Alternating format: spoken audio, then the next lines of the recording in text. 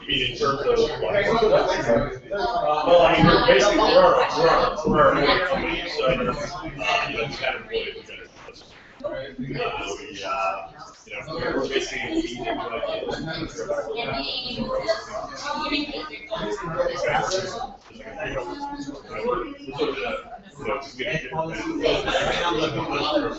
our goal here, you might notice, on the state,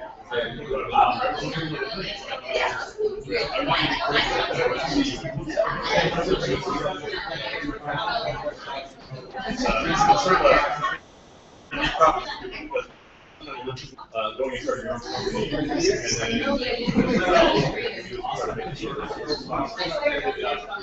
company, and then Let's go figure things out.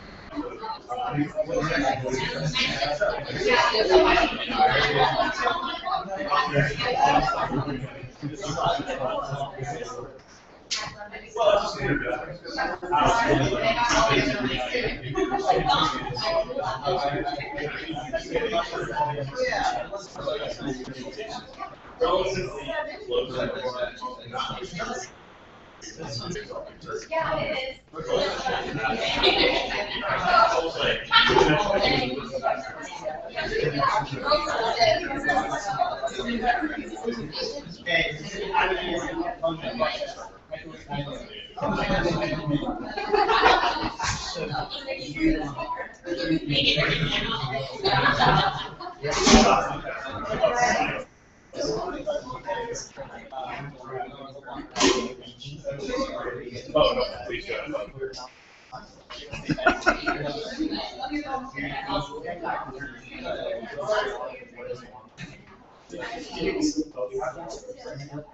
Hi, everybody. Thank you for coming tonight.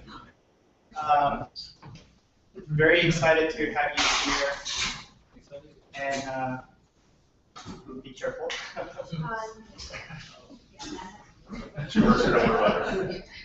And she's so famous, she's got a cutout, I realized. More back there. That's why she can take sick days without it telling us. Made in our image. How many people have a cutout made in their image?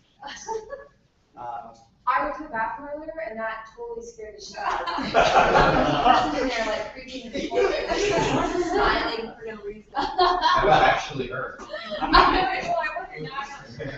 One, I'm glad nobody fell off the chair yet. And then two, I'm glad that Britt didn't have a heart attack. That would be complicated. But I'm very glad to have all of you here. Thank you very much for coming.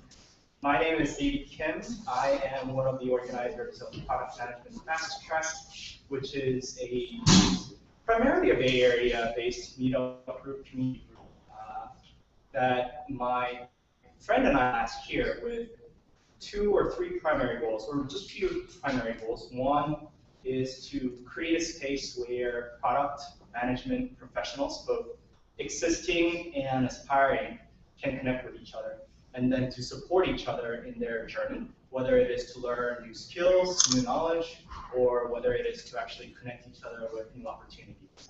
There are a lot of people who just need that encouragement and that community to grow and move forward. And then another one of our goals, of course, was to learn. Very much a skills-based group. We wanted to learn from the experts, from people who really knew what it means to succeed and fail, and learn from their mistakes and their successes. And so I'm very fortunate and very excited to be able to have this gathering tonight and learn from John.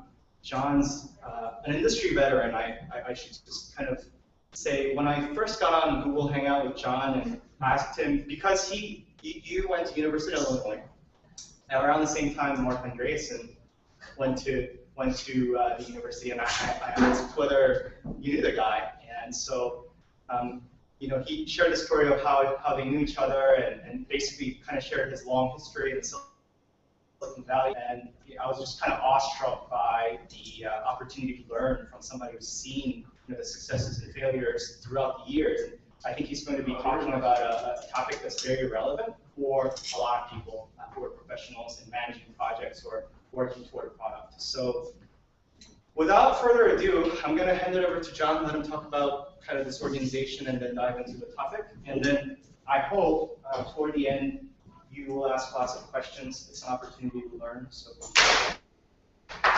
Shania. Can I do a shameless plug? Oh, For me? Awesome, go for it. Kind of. Okay. You are amazing. I know you will be, but we're hiring.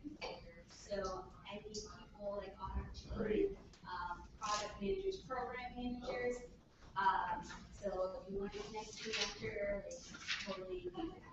I should highlight by we Shania means Google. That sweetens the deal. Like this, Amy. And So much for this, it's gonna all around. Actually, before we dive in, I also want to highlight another learning opportunity because, again, we're a community, we believe in connecting new opportunities. Carlos, do you want to say a little word about what you're trying to do? And you're having a meetup soon, right? Sure. Yeah, next Tuesday. Hi, my name is Carlos. Next Tuesday we'll be having a meetup for teaching prototyping. But the whole picture is that we'll be teaching product management for engineers starting in October. So if you want interested in learning more about how to become a product manager, get a job as a product manager, contact me later. Only if you know how to code. So stay tuned. I think you're starting a series of meetup events intended to teach skills. So stay tuned. Okay, well, Cool. floor is yours. Thank you. Thanks, Tim. Well, welcome to Giant Pixel here. I'm one of the partners at the company here. A couple of other partners, I think one's upstairs still home. I hope you guys are all lingered up and fed, so that way you'll be in the audience. So this is a talk that I'm planning to get to multiple places. You guys are coming data, so it's rough using these reading curriculums. That's a lot. So, let's just jump in. I'm going to try to keep it to less than an hour because that's what I can do. So let's just see where it goes. And I know that a lot of you are project managers. This is really more on the project management side. And I sort of spent a career, the last decade, going into startups and fixing problems that they had, or they just didn't know how to get where they're going.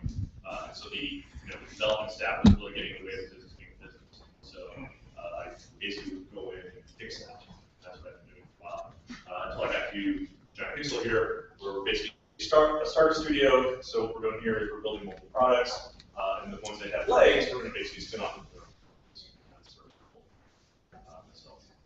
So let's just kind of jump in. Oh, if you have any questions, you want to yell at me or tackle over, feel free. I want this to be where I can just kind of blather at you guys. So basically, my talk is how do I keep my projects together? So this is kind of what I'm doing. And my goal here is to sort of give some concrete ways to help make that happen. And who am I? And why do you care? So David said, I've been doing this for a long time. I've been a technical person for 20 plus years or so. I started Wolf Research, working at Mathematica. You know Wolf from Alpha these days. I started out there, and the interesting thing was back in those days, everything was shrink wrap software, right? So waterfall was the way to go because it was extremely costly to get something out the door. You made a mistake, and you just literally lost hundreds of thousands of dollars to get remastered. After that, I went to a company called Biz360, which is also doing a waterfall sort of thing, and then I went to a company called eGroups, which if you ever used Yahoo Groups, that's what eGroups became. They bought us back in the .com days, where we were basically doing things. We're releasing pretty much every 20 minutes or so. Basically had everybody do their own thing, and the idea was get as much done as you possibly can. This is .com, just kind of running done. Fast forward a couple of years, and I was the VP at Zoom, which is a remittance company. I feel last year, 2013. Basically, I started off there with a team of about 3 people, grew to 30, and I left to go do some other stuff. My partner here, Alan, actually started Zoom itself as one of the founders there. After there, I went to Dustang, which was, if anyone was in the financial industry, we were basically doing recruiting for financial industry, which was a bad idea in 2008. What's interesting there was that we had an offshore team in Russia, about 20 people, and looking at what was going on, I basically brought it in-house and replaced them with people, basically rewrote it from scratch in a couple of months, and basically figured out how to make that happen. I went to a company called Game Layers, where the CTO basically bolted because they didn't anymore. They didn't really know what to do. Just had a lot of stuff kind of hanging. I went to a company called Twix, which is now Radius Intelligence, where there's a big client they're having issues with, and that's going to just kind of running through my history. So like the last sort of 6 or 7 were actually real startups. So anywhere from sort of, I went in and it was like 3 people, like it was 30, that sort of thing. I really love small. So along the way, I ran into all these things, right? So waterfall, Agile came up, Bugzilla, remember? Any old people here like me? You throw things Bugzilla just to see what you could actually get done. This is my get things done under Rollins. Alan, XP sort of on the side. And so, over time, I basically came across all these things. And so, what I'm not here to do is say this is the one to use, because in my opinion, it doesn't matter really depends on the situation and what your team wants to do. But I think that there's some sort of core principles that are going on in there that I think are very applicable to all platforms. And I think that, as I talk here, you might go, oh, that sounds like he's doing X or Y. Well, there's a reason why these exist. Different methodologies, because they kind of work. But I think that the things I'm going to talk about today are actually applicable to all these. There you go. So what am I going to talk about today? Basically, when I talk to people about project management, about what works and doesn't work, there's 4 things that we talk about. Prioritization, breaking things down, no surprises, and checkpoints. This is what my talk's going to cover. The last one's a case study for people like that fun stuff. But it always depends on the size of the crowd and how long it takes. So we can always get to that or not. We'll just see how that goes here. Let's do it. So at an unnamed company, back in the early days, when I first came out to the Bay Area, it had just gone public. And the funny thing was, it was a large group. semi-large, and had 20, 30 engineers, 10 QA, a bunch of support staff, sort of thing. They were trying to get their first release out after they had gone for an ICO. So it was a really big deal, right? You go for an ICO, it was like, hey, are these guys going to be able to maintain what they're doing?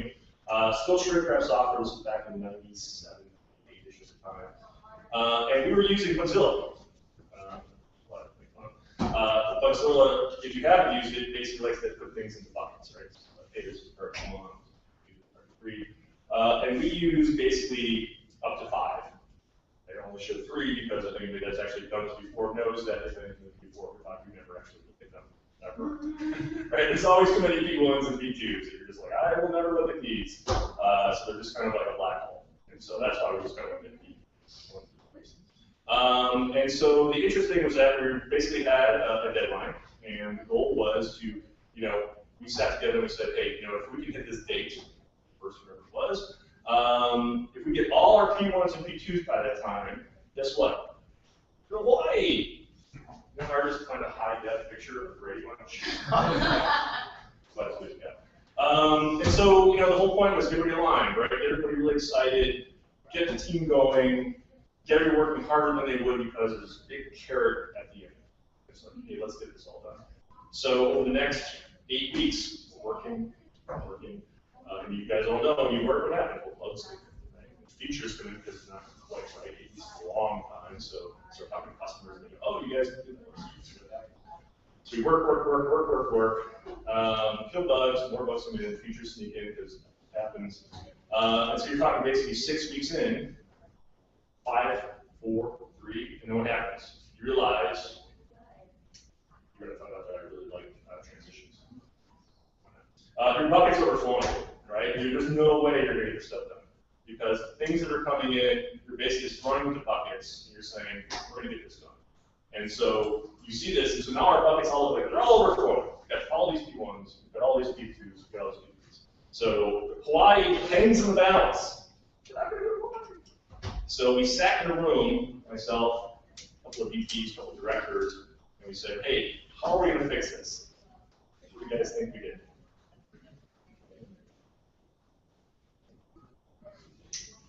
We started pouring them into the other buckets, right? We started saying, oh, this P1's not as exciting as this other P1, right? Let's make it P2. And this P2, we can call it P3. Why not, right? We'll just shrink what's going on. And if you think about that, it's amazing in the fact that, well, okay, why? But what happened was we were deciding what was important at the end, right? We basically were saying, we're trying to get this done, and the things that we're looking at now, for all we knew, the things we've been working on for the last few months were not as important as what we're working on today. And that's just a sort of huge eye-opener if you think about it. Say, to get something done, you're running out of time, and now you're making a decision about what's important. And that was sort of the first time that kind of opened up my mind and said, gee, there's got to be a better way.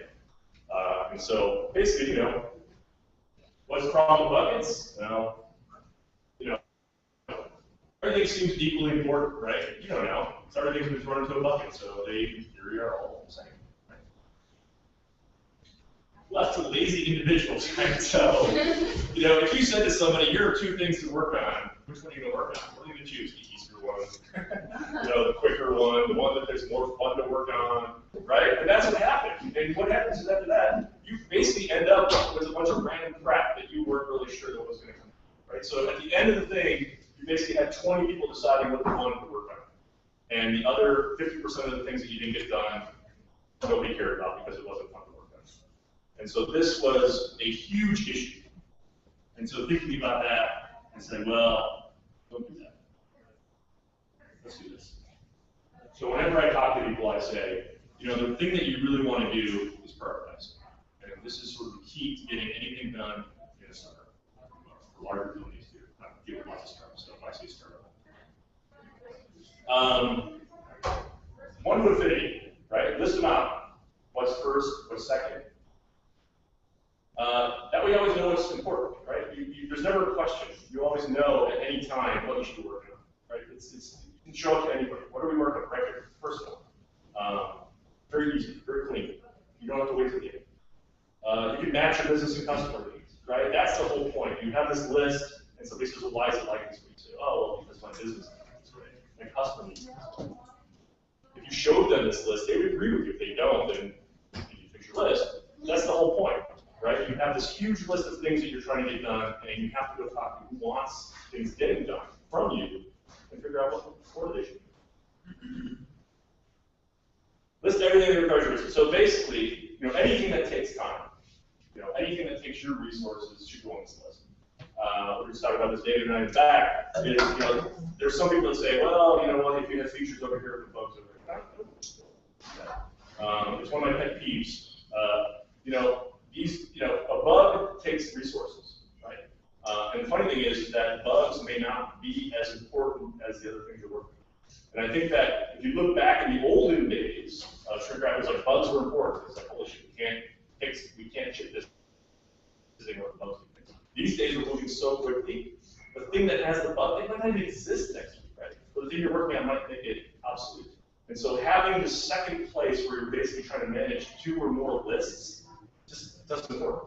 Because again, you're going to come to it and say, I have this one resource that I can apply. Does it go to this one or does it go to this one? And so you have to be able to prioritize them against yourselves. And keep it up to date. This is where you basically take your list and you go around and make sure that it doesn't get stagnant, right? You want to keep constantly going back to people that are stakeholders and saying, do we match what you're going against? That way you're not spinning your wheel, you're not spending your company's money on something that doesn't matter. There's a lot of times where, especially engineers like to go off and say, I'm going to start building this stuff, like your business or company. This is what's important to me. So, make sure that you're spending your time on the things that your customers care about. And then, get rid of trust. So if you have the ability, it's like as over time you start putting things into a list, you start getting all crap, you go, oh my god, this was 3 months ago, it doesn't matter anymore. You're like, oh, never did. Because we changed your life. And so it just makes it easier to start moving stuff. Keep it there you go. That transition. I get excited about something. Okay, so you now get your priority list. This is key. I mean, especially in a small company where people, you get a question all the time, like, why am I working on this? Why does it matter, right? And so if you have a priority list that you basically said, hey, I went to the business, I went to the customer, and this is what we came up with, it should be very easy to explain why we're working. It's not just a bunch of random stuff you decide, hey. And this is where you do your resourcing. Your priority list is basically the thing that you say, I have this many people to work on stuff, and I'm going to apply that to this list. And I'm going to see who can work on what this list. So that way I can move the business needs along. And if you run out of time, everybody gets it, right? Everybody knows what you're working on because you hit a point in the list, and the things that you didn't get to, those weren't as important as the things that you worked on, right? You're not basically waiting to the end like I did this other company. You basically decide at that point what you've done. And so your company as a whole should realize that, yeah, we're glad this didn't get done because this other stuff did. And that's a huge point for anybody that's actually going to use it. And if something comes free, they have to work on it next. This is, if you've got running and gunning, you've got teams that are working on stuff, or somebody basically didn't take on as much as they can. If you have things prioritized, they know what to do next. So you don't have to go through this process of them sitting idle, right? So you get to get the most out of your team. Right? They can just go to that list and say, oh, well, no, I'm just going to go on that list and figure out what I can do next. You've already prioritized it, which is great. And then if you have to rebalance, you know where to go first. So if somebody's falling behind, 2 people are falling behind, somebody has extra bandwidth, you know where your list to go for, right? Somebody's falling behind, you say, oh, well, this is more important than what this other person's working on. You can say, well, we should shift them over there, right? Because that way, we'll get this other thing done, which is more important, because it always comes back to what's important. And then if something unexpected comes up, you can basically decide where it goes in the list. This is the start of like 101, right? This is the CEO walking through and saying, I think we need this feature. And then you get to go, great, what won't we be doing, right? Because you have this list. You can show them the list and say, hey, look at this great list we have. This is as much as we think we can get done. You want me to make this button red this week. What don't you want me to work on? And they should get that. Right? Lots of our team goes, well, work twice as hard. Which is reality. But generally speaking, as you go along, it gets larger. It's, and you find your rhythm. It's going to come down to is what can you get done? what's less important to this? And that happens all the time, right? Maybe there is a bug that takes down the system, you go, oh shit, we have to go fix that. And maybe it's going to be a day. Or maybe a customer comes and says, oh, well, we're only going to buy this if you guys, make this feature happen. Yeah, absolutely. But everybody will still know where's it going to the list and what aren't going to be working. This is a fun one, control. So there's a lot of times, a lot of people I've talked to that have used basically third parties or outsourced things that way. And they say, here's a bunch of stuff we want you to work on, and they still run into the same problem, which is they aren't working on things in the order that they want. So if you have a nice prioritized list, you can sort of dish things out to them in a way that they finish it in the way that you want, which is great, right? So that way they're making sure that somebody else outside your company is actually doing things. And finally, projection and check. So this is basically, once you have that, you can start looking and say, oh, we got done this week, we got 10 things done. So we can just assume or estimate that we got 10 things done next week. Okay. So the rest of your company can say, oh, well, I can kind of guess at where I fall in the queue, right? I can say, oh, look at that. The thing that I've asked for is going to take 10. Could be 10 tasks, could be some sort of waiting system to decide. Oh, great.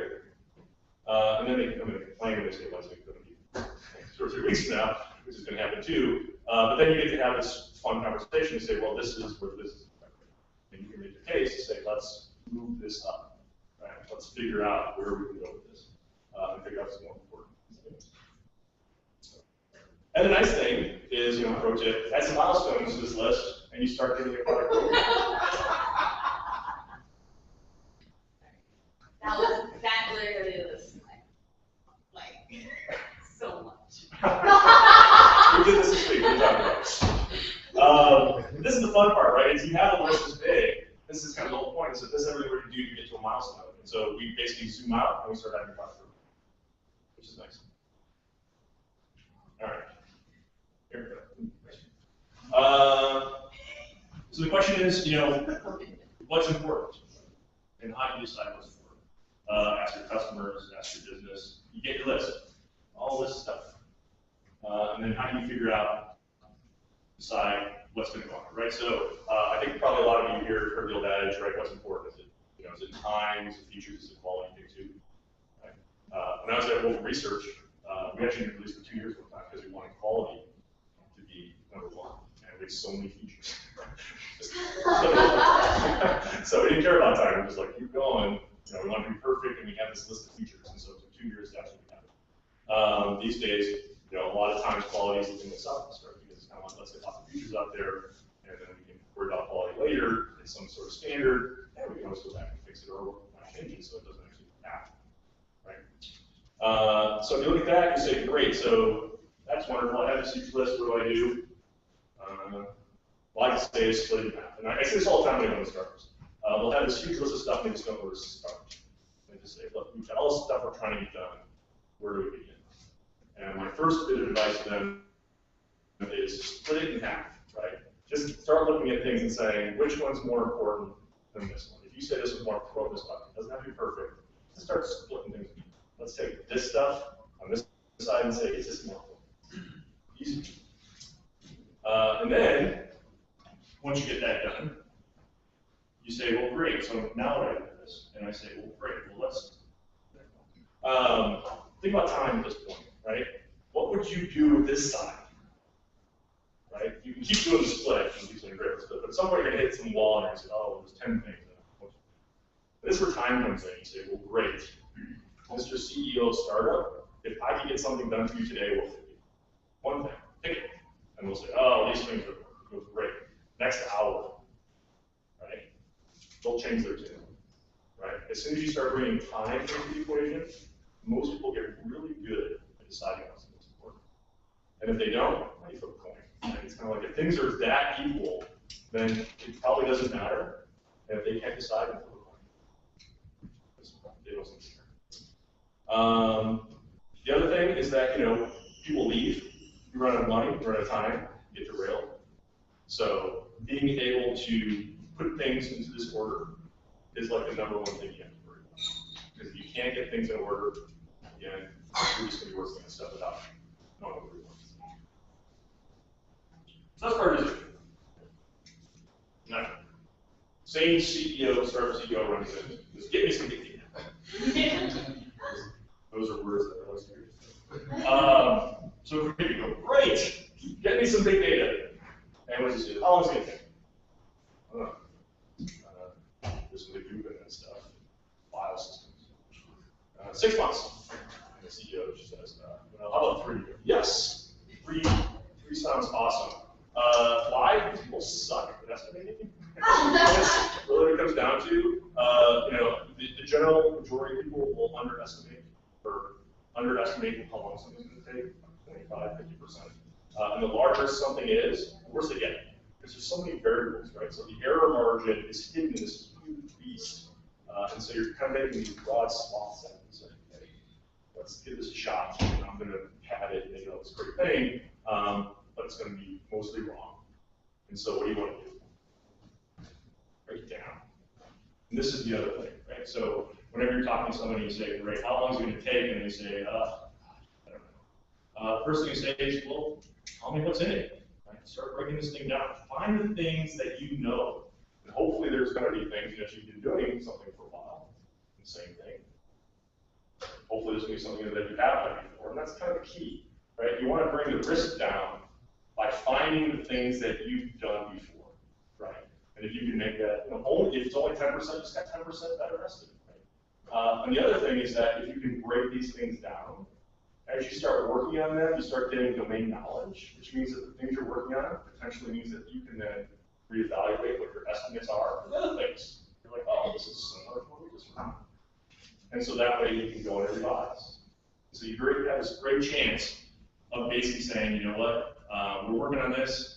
We did this before because it's the third time we've had to do this, and so now we know what it is. And so now you're asking me to try. Which is great. And somebody basically, I said this would be kind of.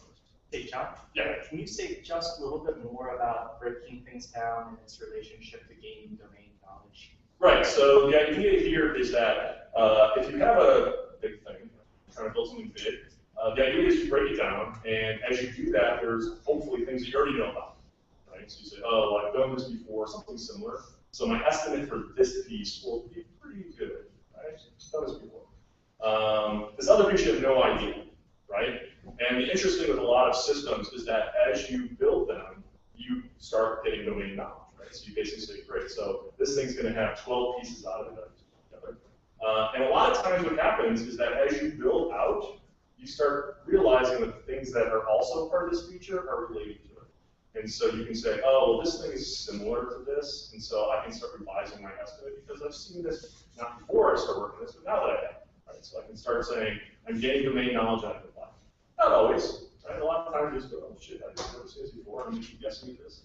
But the goal is that the smaller you can make things, hopefully the better the estimates you can make. Because the smaller something is, the chances are higher that maybe you can.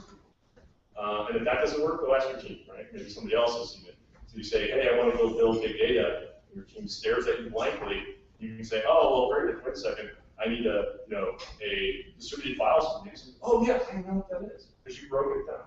And so now you can actually extend the knowledge by saying, take this thing down, break it into pieces, and start asking the team about it. And that way you can actually estimate it. That's why breaking things is great. Surprise!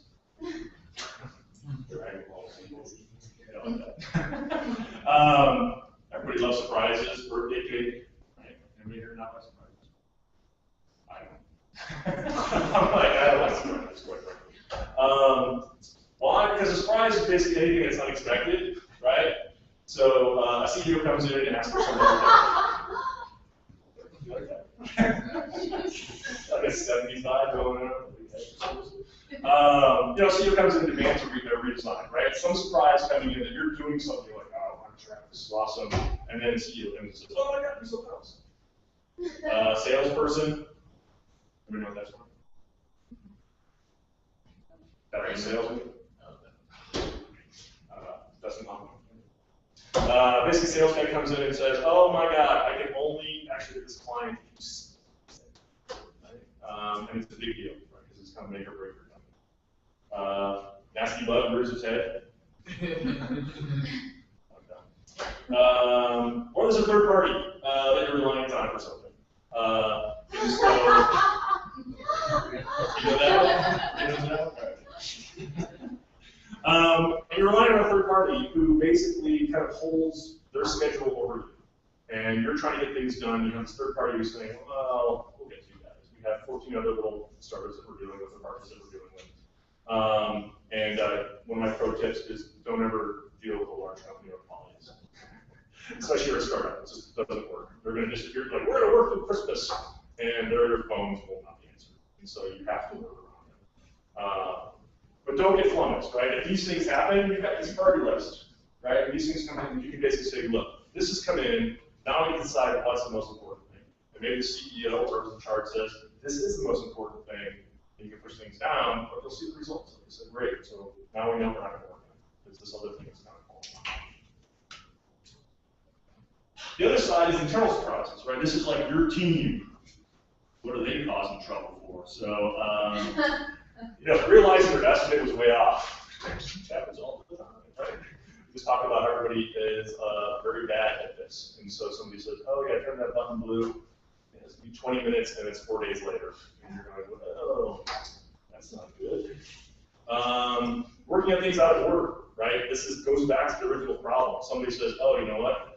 We have this wonderful list, but I really want to work on that button down here because it's fun. And so you basically have a team member who's doing something that you weren't doing. And you're saying, well, there's these other 3 things that you should be working on first. Why aren't you doing that? Potentially get blocked.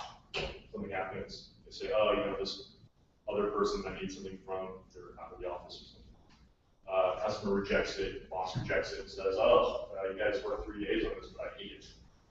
Do it again. Right? And so all of a sudden, all these things are trying to get done.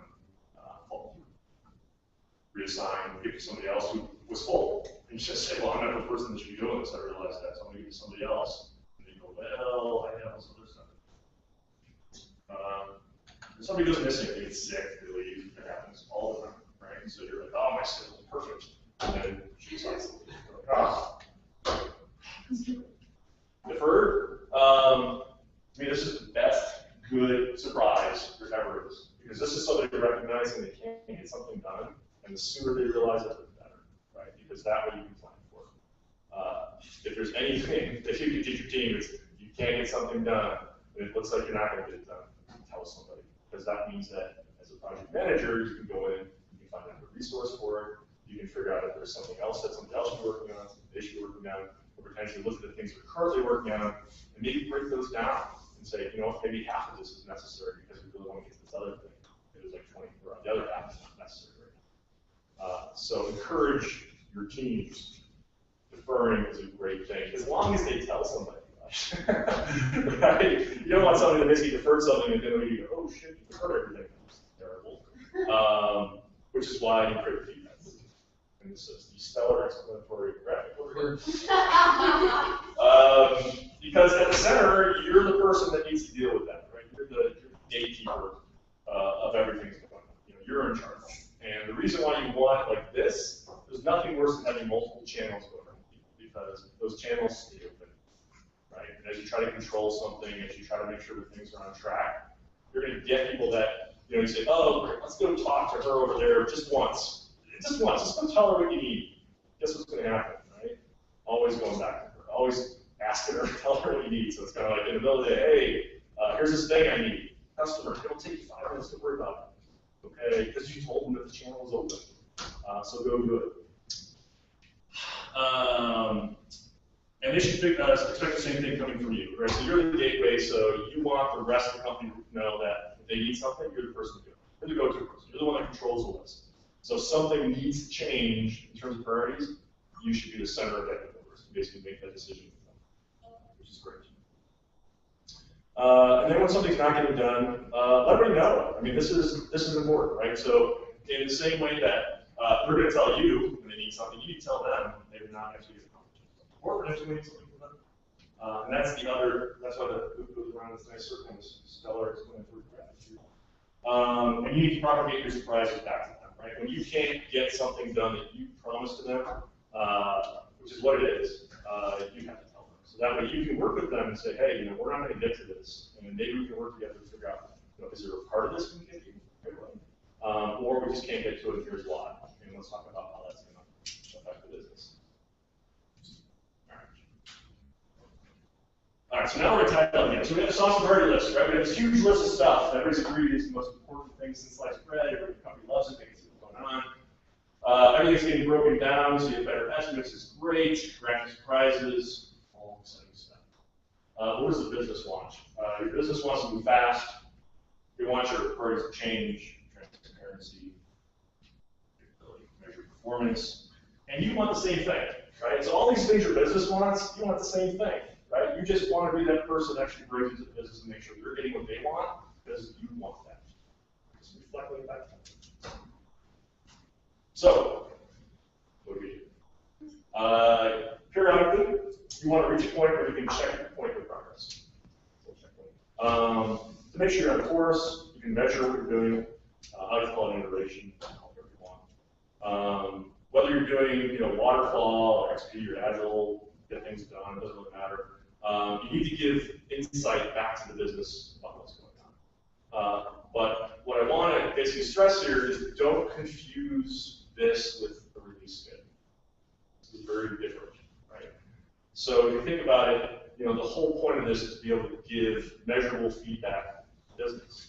So if you have a team that's releasing every single day or continuously, or if you have somebody doing waterfall, you still want to get the same results back to the business. If you talk to your business and you say, hey, what did we do last Tuesday? Nobody's going to really remember. We say, hey, what happened last week? And so if you come up with this, basically come up with this idea that an iteration is repeating unit time. It's a group of work to get done.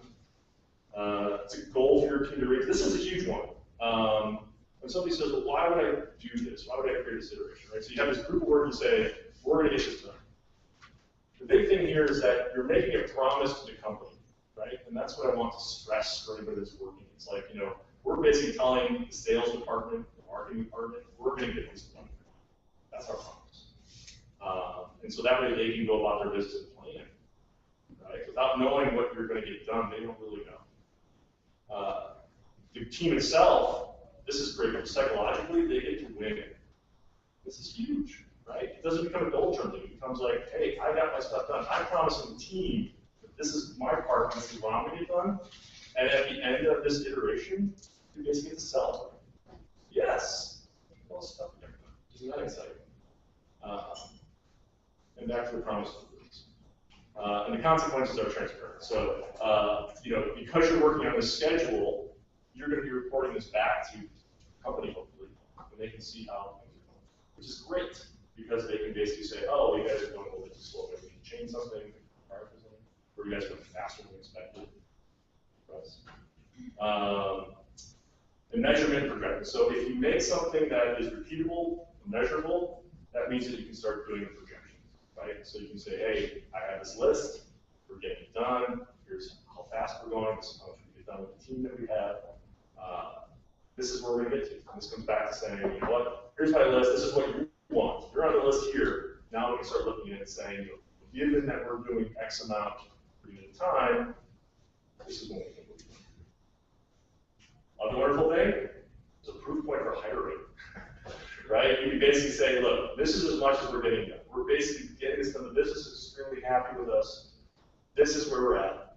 And the business says, well, we'd like you to do 50% more than you're doing. Now you get to say, well, let me show the results from all the previous iterations that we're doing. I need more people, right? You can't bake this, right? We can only work so hard, we're going to do so much. If you want that to happen, let me show you what we've done in the past. If you want to get there, we can work. There's also the other side that says, oh, we're not doing as much, so we have to downsize, but that also comes along with it. A big goal of project management is to reduce risk, right? So when we prioritize to make sure that we're not wasting cycles, that's just, it's the hugest thing. To make sure that most of the time that your team is spending is going to result in the business moving forward. That's basically what matters. When you break things down, the more chances you have to find something familiar, which equals reduce risk.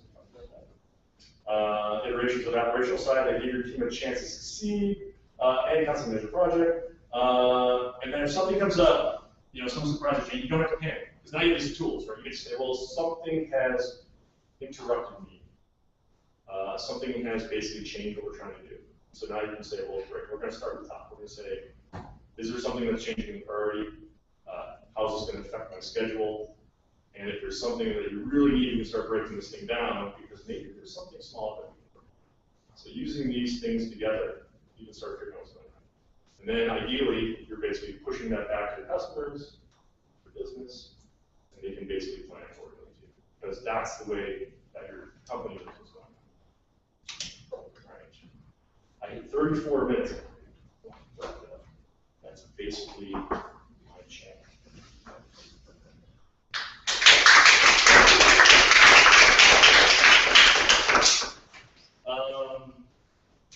Any questions? Or just wondering about you? What tool do you use to track your programs? We have a tool that we built in-house called Nama, which is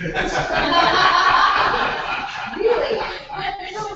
which is basically based on this. So, my goal is to be agnostic because I work in all sorts of stuff, and we have found that, so one of the things is my partner, Alan, he's one of the founders of Yammer, and so when we were building out this tool, we didn't find anything we really liked because we wanted something a little bit more simple that basically followed this way that we found to be successful in our previous companies, and we also wanted to tie real-time communication. So we said there really wasn't anything out there that fit our needs, so we decided to build it. And that's sort of the shill thing.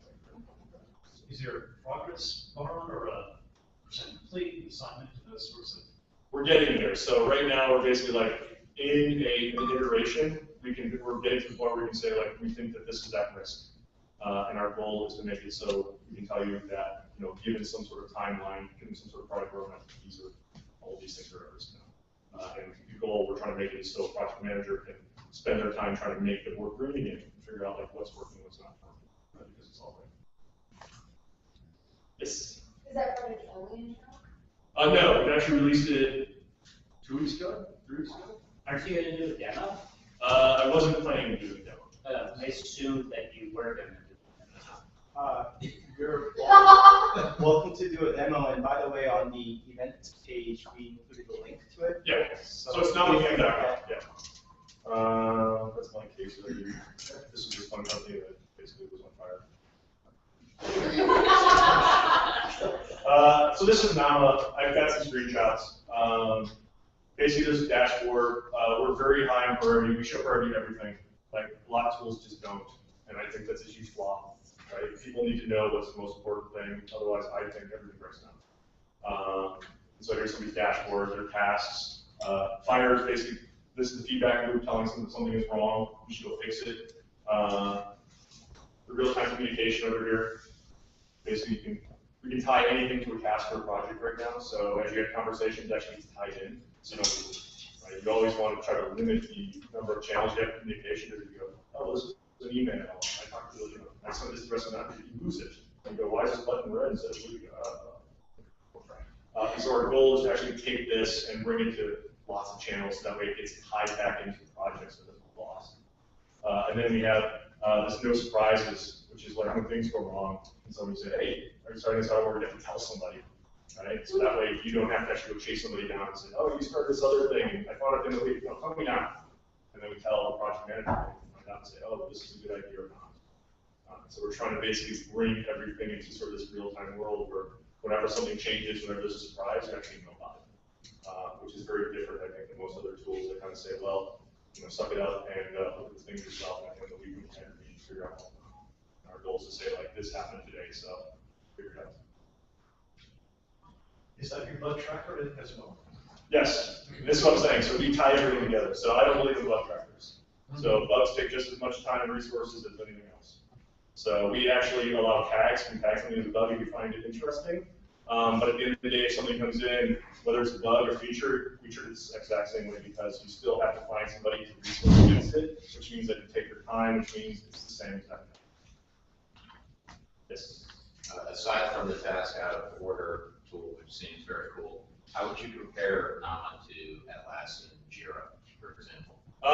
So we're obviously simpler. They've been around for a long, long time, so they have a lot more features.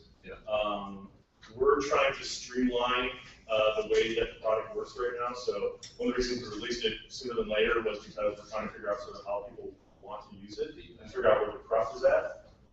So when we look at it, it's really, last time we used Jira, and they've been changing stuff recently, but there's a thing called Greenhopper on top, which was kind of their way of saying priority matters. But even Greenhopper, you had to go in and set some special flags to make priority work, which is, like I said, to me, it's just, that's literally the most important thing. If I can't know what my team is working on, and that they don't know what to work on, there's something wrong. There's something wrong, because you don't know. So, work better. Or will be better at some point. I guess that's what I'm going for. So, I hope to improve everybody's lives and make things simpler. It really is. This is something that I've been doing for a long time, and we basically, one of the engineers here, he worked with me before, and he started building it over the weekend because he really liked the way we were doing stuff, and so he said, "Oh, that's interesting." And some friends say, "Oh, we use that too." So we said, "Sure, this is a product." We use this for everything we do here. So the other products we build, everything is inside of now for ourselves. We've been using it internally about a year. We're only 10 people, so that's one of those things we have a very specific way of doing things. So we talk to other people. It's more interesting. What's behind the name? Nama is Japanese for fresh, raw. It's actually, if you go to Japan, if you say Nama Biru, basically it means give me a beer. So if you go to a bar in Japan, just say Nama, they'll give you a beer. But most people in Japan use it for like sushi because it means raw, fresh sort of thing. We were looking for, it was originally called Micromanager, but people didn't like that. It was the name I've loved for a really long time. It took a long time to get the domain for that. Some people loved it, and a lot of people did not. We had somebody so, I don't know about the US, but the UK micromanaging is not a good thing. I was like, well, people have a sense of humor. That's really too bad. So we fought over a bunch of names, and yes. How do you estimate things, and how do you recommend estimating bugs? Everything should be estimated, right? And so for me, estimation should be done by the person that is resource against it, right? There's two ways to look at it. One is if you're looking at something long term, estimation should be done by somebody who's higher up who basically has some experience. And so if you're looking at product roadmap, say how long is it going to take to build it, right? So that's why you have C level, D level, and D level, right? They just go, I've done this before or something similar. I'm going to guess. But as you start getting into the actual tasks themselves, I believe the only person that can do it is the person that you've resourced against it. Right? There's nothing worse than sitting in a meeting and some manager goes, "It will take a day," and the person goes, "Yes." Right? And so you want to get that, because the other thing too is that when you tell somebody else to do it, or the person that's resourcing, you say, "Hey, you should tell me how long it's going to take." They own it, right? They're the ones that told you. They're like, "Hey, I'm making this promise. I think it's going to be whatever," and so they're actually going to work to make that schedule. There's a lot of psychological stuff that happens when you basically give people the power to actually control what they're working on. Yes. What if you have a resource that has consistently been wrong about their estimation? Mm-hmm. So I am not in this situation anymore, but I used to work at a resource who I would literally triple all of his estimations, and we would be just like on the button if I tripled them. Yep. Great, do that. If not, just a little bit. I mean, at the end of the day, Yeah. it's really funny because. Isn't it like just to try to like pass that knowledge back down to him and Yes. try and make him solve the problem? Which is great because if you look at the iterations, and there's nothing better to do than look at your history. So if somebody says, "Oh, well, all this stuff is going to take X amount of unit or time," at the end, just sit down and say, "Well, it didn't, right? It took 2x, right?" And if you happen to go over and over, then you really have to start pushing back and say, "Look, you have two choices. One is you do the multiplication yourself. You say, well, you think you're not full yet, but I'm going to say you are." Or the other one is you push back on them and you say, "Look, let's look at the history. Here's 4 weeks where you've done this. Why don't next time you think, let's go 20% less. Let's see how that comes out." And you want to basically push them to be successful, or they're making estimates themselves. But it's true with everybody. We're hoping that, and now it's actually, we don't actually ask for units. Most people would ask us for it. We actually just say things should be small, or large, because people suck at basically saying how big they are. And our goal is to actually figure that out on a per person basis. So when somebody says, like, "I think this is this size," we can actually say, "Oh, well, that for you means X. And for you it means Y." And hopefully bring it all together. tools often reflect the philosophy of how the team approaches how it builds things. So Jira, for instance, was a bug tracker, pivotal tracker, agile way of building things. You guys have a philosophy of building things down or breaking things down into atoms and prioritizing. I think for project managers, often the challenge is cultural because of that, right? It's that philosophy. Can you speak a little bit about your experience of how to handle that cultural aspect, adopt those practices and processes where it's not a grind, but you're still. My belief is that these are useful in anything you say. Maybe it's waterfall. If you have a 2-month release schedule for waterfall, you should still be doing iterations because it's not about the release, it's about making sure that what you're working on after those 2 months matches what the business needs. Right? So if waterfall's like, oh, we can't, yes, you should still be doing that. You still want to have that feedback loop with your business, with your customers, making sure that what you're working on is going to be the right thing at the end, right? When you're building that thing for waterfall, like, oh my God, it's too much weight, you still want to prioritize because you only have X amount of time. So you still want to be making sure you're working. So this is the same for everything. If you're saying, great, let's go to the opposite extreme and we're doing continuous integrations, we're doing some XP, it's the exact same thing. Right? You're basically saying, look, everything has to be perfect because as somebody comes in and starts grabbing stuff, you want to grab the things, you want to grab the thing that you think is the most important. So that matters too.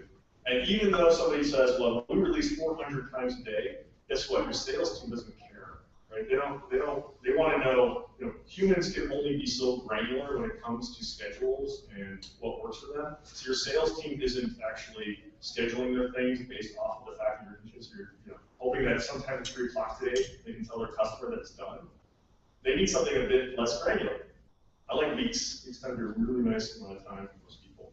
So, even if you're doing something that's continuous integration, pushing things in there, next week, you should still be measuring it at a unit size that makes sense to the rest of your company. I like weeks. I think weeks are a great size for that. And even if you're doing sprints, they're 2 weeks. I still think a week is what you should be doing for your sprints. Your sprints can be 2 weeks, but you still want to be measuring as somebody in the center, the project manager, is making sure that what you're doing makes sense. The longer that goes on, the more chance you are working on something that the business will turn on. So this is more about, that's what I'm saying. I don't use the word agile. I don't use the word, my whole goal here is to say, this is a basis that I think any of these can build on. And your team can do whatever they want.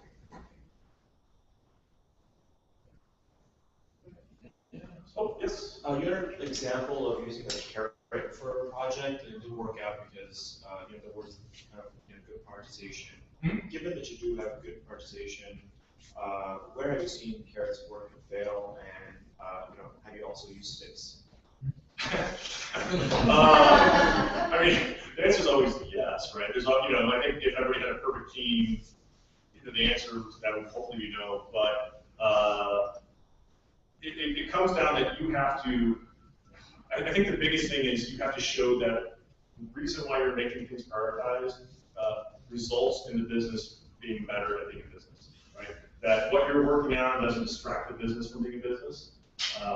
And so if you can show those results, I think that's the carrot that makes people want to be part of this. So that way you can say to the CEO, the reason we move this way is because of the results or the sales. In terms of the stick side, I think that's, if somebody says, hey, you know what, I'm not going to do this, I think you either have to explain to them and say, look, every time you work on the 8th priority versus the 1st, you put us at risk, right? You put the company at risk, and they're like, oh, I'm going to get it done, it's not super fast. At some point, it's not going to work out. That's just the reality of life, right? At some point, something's going to, unless they're doing like one thing a week. And so I think that as the person in charge, I think that's where you basically use the stick and say, look, you know what, this is great and all, but you're basically putting yourself, the team, and the company at risk of failing. And that's not acceptable. And I think that's as easy as it gets. And if somebody keeps doing it, I wouldn't want them working for me. So it sounds like achieving that well-oiled machine is kind of the most important thing that you can do to build motivation for the long term. I think that for an entire organization, doing something that is repeatable, predictable, and measurable amongst teams is absolutely one of the most important things. I think that for an individual, when you give them goals that they set and they reach, I think you have a much happier employee.